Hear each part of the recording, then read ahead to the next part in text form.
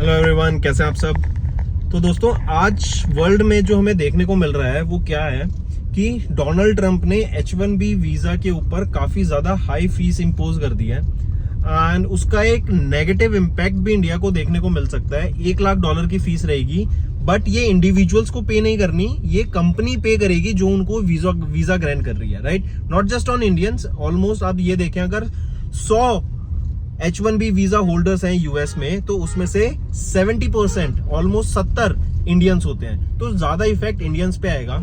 इससे होगा क्या, अब जो बाहर की कंपनीज है ना, दे विल बी हेजिटेटिंग कि वो या फिर बोले जो यूएस की कंपनीज है, दे विल बी हेजिटेटिंग कि हम क्यों किसी को इंडियंस को हायर करें या फिर क्यों हम किसी फॉरेन नेशनल वर्कर को हायर करें, जब हमें पर वर्कर $1 लाख वहां पे फीस देनी पड़ी होगी जस्ट उनको यूएस में लाने के लिए, उनको एनरोल करने के लिए। सो ये स्टेप काफी ज्यादा नेगेटिव भी पड़ सकता है यूएस पे। लेकिन दूसरी तरफ देखें तो दो शिकार कह सकते हैं, एक तीर से दो शिकार करे हैं डोनाल्ड ट्रंप ने। पहला, एआई आ गया है।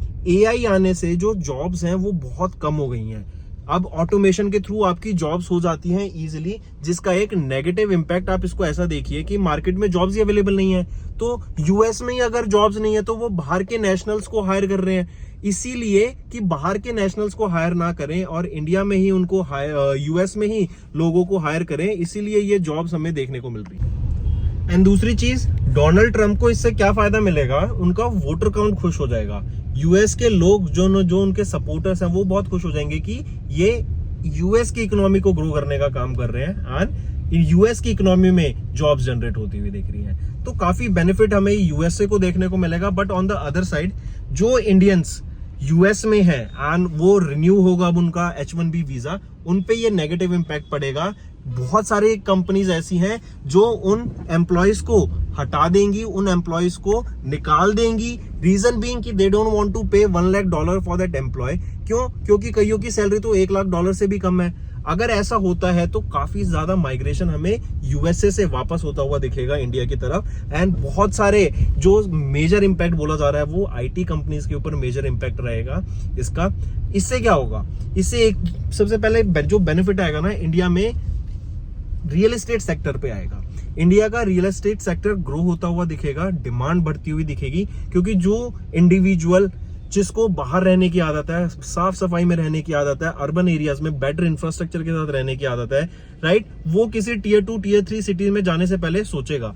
They also want their life कि वो क्वालिटी लाइफ जिए। एंड क्वालिटी लाइफ आज के टाइम पे आप देखते हैं कहां पर है, Tier 1 सिटीज में है, बेंगलोर में, गुड़गांव में, पुणे में, हैदराबाद में, राइट। यहाँ पे आप देखेंगे जो इंफ्रास्ट्रक्चर है वो अच्छा है। एंड दीज पीपल जो ये बाहर से आते हुए देखेंगे, मैं ऐसा नहीं कह रहा कि अगर सारे जो निकाला जाएगा जिनको जॉब से वो वापस इंडिया में आएंगे, नहीं, they are also smart, they will be trying to switch to maybe Europe, वो जाने की कोशिश करेंगे, न्यूजीलैंड, ऑस्ट्रेलिया, जर्मनी, वहां पे शिफ्ट होने की कोशिश करेंगे। बट एक मेजर चंक ऐसा होगा जो इंडिया में आएगा एंड वो रुक करेगा इन सिटीज की तरफ, इन Tier 1 सिटीज की तरफ, जहां पे जो जॉब जनरेशन है वो उनके हिसाब से होगी, क्योंकि जॉब्स ही यही है। आज के टाइम पे अगर मैं गुड़गांव का एग्जांपल लेके चलूं तो गुड़गांव में आप देखो, गुड़गांव में जो पूरा नॉर्थ इंडिया का बेस है वो कहां पर आता है जॉब करने, प्राइवेट सेक्टर में जॉब कहां लगती है, सरकारी छोड़ दो 2 सेकंड के लिए, लेकिन जॉब कहां लगती है, सरकारी भी नहीं लग रही आजकल। तो जो प्राइवेट सेक्टर की जॉब्स हैं वो कहां पर हैं, वो नॉर्थ इंडिया में है।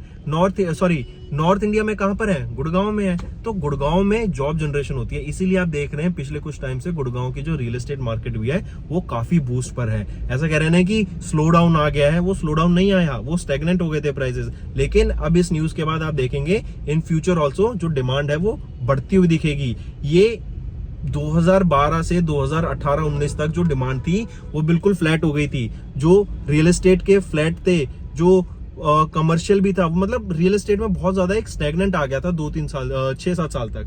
तो वो चीज, वो पेंट अप डिमांड, फिर जब ये बूस्ट आने का टाइम हुआ, कोविड-19 आ गया, फिर वो एकदम धक्का लगा रियल एस्टेट सेक्टर को। लेकिन उसके बाद से जो ये जंप आया है, ये जंप जस्टिफाइड है, बहुत ही बेनिफिशियल रहेगा इससे। एंड इससे आप देखेंगे इन फ्यूचर जो डिमांड है वो बढ़ती हुई दिखेगी। लेकिन ऑन द अदर साइड ये बहुत सैड न्यूज है उन सभी इंडिविजुअल्स के लिए जो बाहर अपना लाइफ सेट करना चाहते थे। यूएस को एज अ ड्रीम कंट्री के तौर पे देखा जाता है, वहां पर उनका कहीं ना कहीं नेगेटिव होता हुआ अब दिखने वाला है। इवन एक और चीज, जो अब यूएस में जिनको H1B वीजा स्पॉन्सर किया जाएगा ना, वो हाई सैलरी इंडिविजुअल्स होंगे, बड़ी सैलरी होगी उनकी, मोटी सैलरी होगी, राइट। इवन आप देख रहे हैं अभी फेसबुक तो बिलियंस में यहाँ पे $1 बिलियन का पैकेज दिया गया था एक इंडिविजुअल को, बट स्टिल ही डिनाइड। वो AI रिसर्चर थे।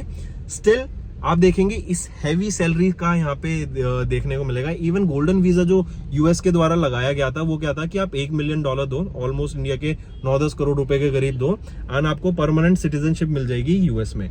तो ये चीजें क्यों हो रही हैं? क्योंकि अब यूएस अट्रैक्ट कर रहा है हाई नेटवर्थ इंडिविजुअल्स को। वो अमीर लोगों को चाहता है कि हमारे देश में आए, उनसे इकोनॉमिक बढ़ेगी, उनकी स्पेंडिंग पावर ज्यादा होती है, इसलिए they are trying to attract the individuals जो हाई नेटवर्थ इंडिविजुअल्स हैं। तो दोस्तों ऐसी कुछ अपडेट्स के लिए हमारे साथ बने रहिएगा। कोशिश करूंगा डेली बेसिस के आपके लिए कुछ ना कुछ ऐसी इंफॉर्मेशन, आपको एक इंसाइट प्रोवाइड करता रहूं। Stay tuned.